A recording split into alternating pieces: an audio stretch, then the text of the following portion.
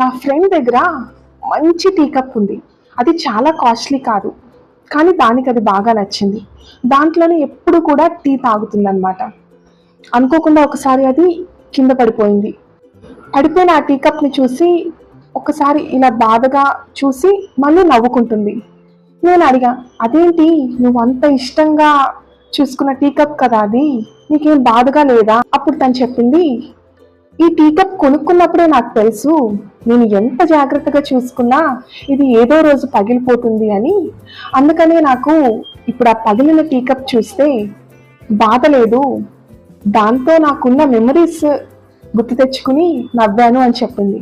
అప్పుడే నాకు అనిపించింది, నిజమే కదా, ఇట్లా ప్రతిదీ కూడా టెంపరీ, ఏది కూడా పర్మనెంట్గా ఉండదు. అలా మన కంట్రోల్లో లేని విషయాల గురించి ఆలోచించి బాధపడడం కన్నా వాటితో ఉన్న ప్రతి మూమెంట్ కూడా హ్యాపీగా ఎంజాయ్ చేస్తూ బ్రతకడమే కదా లైఫ్ అంటే.